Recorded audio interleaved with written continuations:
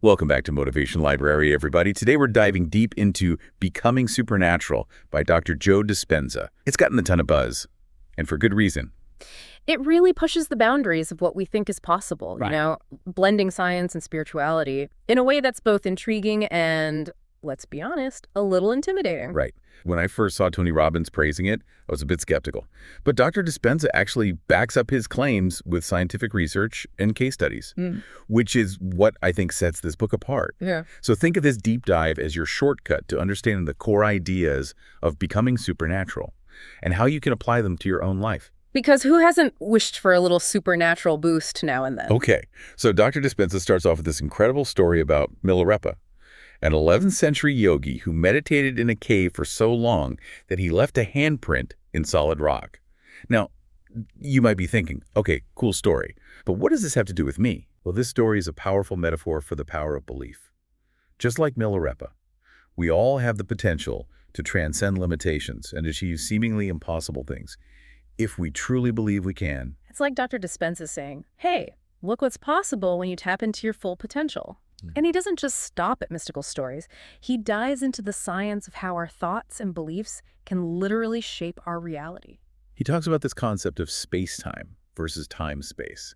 Think of space-time as the everyday world, where we experience time as linear, like a train moving on a track. But time-space is like stepping off that train and experiencing the world as a field of infinite possibilities, where all points in time exist simultaneously. It's the realm of pure consciousness, where we're not limited by our senses or our perception of time. And Dr. Dispenza suggests that through practices like meditation, we can access this realm and tap into a field of infinite potential. Now, I know this might sound a little out there, but Dr. Dispenza connects this concept to quantum physics, suggesting that our consciousness can actually influence matter. It's a mind-bending idea, but he describes an experiment where he was able to consciously move between his past and future selves, experiencing both simultaneously while in a deep meditative state. Now, while this isn't time travel in the traditional sense, it does raise some fascinating questions about the nature of time and consciousness. Right. And it reminds us that our perception of time might be more fluid than we realize. But before we get too lost in the quantum realm, let's bring it back to something we all experience: stress. Dr. Dispenza makes a compelling case for the detrimental effects of chronic stress, and he does this through the story of Anna. Anna went through a series of incredibly traumatic experiences: her husband's suicide, a car accident, financial struggles, and her health completely deteriorated. She developed paralysis, digestive issues, even cancer.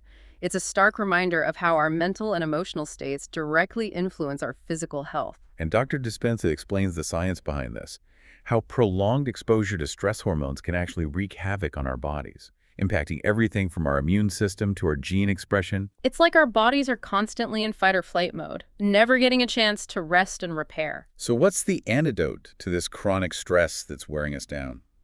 According to Dr. Dispenza, the key is to live in the present moment. It's about breaking free from the shackles of the past and the anxieties about the future and fully experiencing the now. Easier said than done. Right. But Dr. Dispenza provides some powerful techniques for achieving this state of presence. And one of the most intriguing concepts he introduces is the idea of the mind-body connection, which goes way deeper than you might think. Right. He talks about how mental rehearsal and visualization can actually rewire our brains and prepare our bodies for new experiences. He even cites research on piano players who develop the same neural pathways simply by imagining themselves playing, without ever touching a piano. It's like they were training their brains for the physical act of playing, simply through thought. And this raises an interesting question for all of us.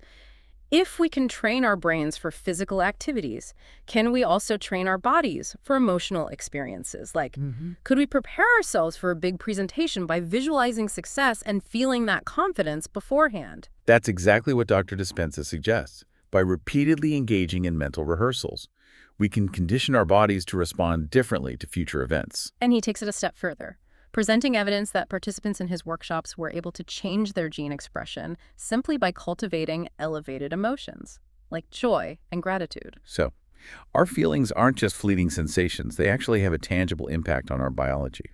And this is where things start to get really interesting, because Dr. Dispenza then introduces this concept of the body's energy centers, or chakras. Now, the idea of chakras might sound a bit mystical, but Dr. Dispenza grounds this concept in science.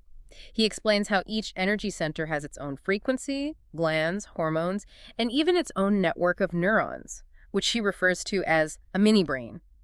Wait, a mini brain. Yeah. Each chakra has its own thinking center. I'm trying to picture this. Think of it this way. Each center is a network of neurons that responds to our thoughts and emotions. And according to Dr. Dispenza, these centers can become blocked by negative emotions, leading to imbalances in our physical and mental health. So it's not just our brain up in our head that's running the show. We have these other intelligence centers throughout our body. Precisely. And that's why Dr. Dispenza emphasizes the importance of keeping these energy centers clear and balanced. He provides techniques, particularly breathing exercises, that can help clear those blockages and get energy flowing freely again. He describes one technique where you focus on contracting the muscles in your lower 3 energy centers while simultaneously drawing your breath upward through the spine. Okay, walk me through this. What exactly does that do? It creates a sort of energy vacuum that draws energy up from those lower centers and into the brain. And when that energy reaches the brain, it triggers the release of gamma brainwaves. And why are gamma brainwaves important? They're associated with higher states of consciousness, creativity, and even mystical experiences. So we're talking about potentially tapping into those supernatural abilities just through breathing. This is all pretty mind-blowing. But I'm also curious about the practical applications. Does Dr. Dispenza provide any real-life examples of people who have used these techniques to create positive change in their lives? Absolutely. He shares stories of people who have healed from chronic pain, overcome debilitating conditions, and even manifested their dream jobs and relationships. Okay, that's what I'm talking about. Real-life examples of how these seemingly out-there concepts can actually lead to tangible results. Can you share a few of those stories? Sure. There's Ginny, who healed her chronic back pain through meditation, and Daniel, who overcame electromagnetic hypersensitivity. And then there's Felicia, a medical doctor, who had a truly extraordinary experience during a meditation. She felt this incredible surge of energy and light, so intense that the scientists monitoring her brainwaves thought she was having a seizure. Wow. A seizure of energy and light. That sounds pretty intense. Can you tell me more about that? Well, Felicia described it as feeling this incredible expansion of consciousness, like she was connected to something much greater than herself. And it wasn't just a fleeting sensation. This experience had a profound impact on her life. It shifted her perspective, deepened her spiritual connection, and even enhanced her intuition. It's amazing to think that we all have this potential within us to tap into these higher states of consciousness and experience such profound transformations. It's like we're just scratching the surface of what's possible. Exactly. And that's what makes becoming supernatural so compelling. It challenges us to rethink our limitations and embrace the idea that we can create a reality beyond anything we've ever imagined. This is all so fascinating. It makes you wonder, how much control do we really have over our reality? And what other possibilities are out there waiting to be unlocked? That's a great question, and one that Dr. Dispenza explores in the next section of the book. He dives into techniques for reprogramming the subconscious mind, and that's where things get really powerful. I can't wait to hear more about that. He dives right into techniques for reprogramming the subconscious mind, and that's where things get really powerful. Okay, so we talked about this idea of reprogramming our subconscious mind to create the lives we desire. Yeah, it's like upgrading our internal software to align with our goals and dreams. So how do we do this? Give us the cheat codes. Well, Dr. Dispenza warns us that we're constantly being programmed by external sources like advertising and the media, whether we realize it or not. Oh, absolutely. You know, those commercials for medication that list every possible side effect, no matter how rare. It's like, wait, is this supposed to help me or hurt me? Exactly. Dr. Dispenza explains that when we're bombarded with fear-based messaging, our bodies release stress hormones which can actually suppress our immune systems. So it's like they're not just selling us a product, they're potentially weakening our defenses in the process. It's something to be aware of, but here's the good news. We can use the same power of the subconscious mind for positive change. Dr. Dispenza introduces a technique called mind movies, and it's pretty amazing. Mind movies. Okay. I'm picturing a tiny projector in my brain playing highlight reels of my dream life. Close. It's a form of visualization, but with a high-tech twist. You create personalized videos using images, affirmations, and music that evoke the emotions you want to experience in your future reality. So it's like a dynamic vision board, a multi-sensory experience to really amplify those emotions. I love that. Do we have any examples of mind movies in action? Absolutely. Dr. Dispenza shares the story of Natalie and Glenn, the creators of Mind Movies. They were facing financial challenges and setbacks trying to launch their business. And what happened? Did they manifest their dream? They did. Their business took off. They had $1 million launch, attracted amazing clients, and created the life they had envisioned in their mind movie. That's incredible. It's like they reprogrammed their reality with a video montage. It makes you wonder, what else could we create with this kind of intentional visualization? The possibilities are endless, and it speaks to the power of combining our intentions with action.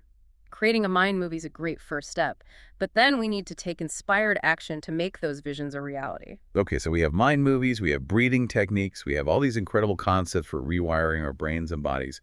But how do we make sure this isn't just a temporary high, a flash of inspiration that fades away? How do we make these changes last? That's where the real work begins.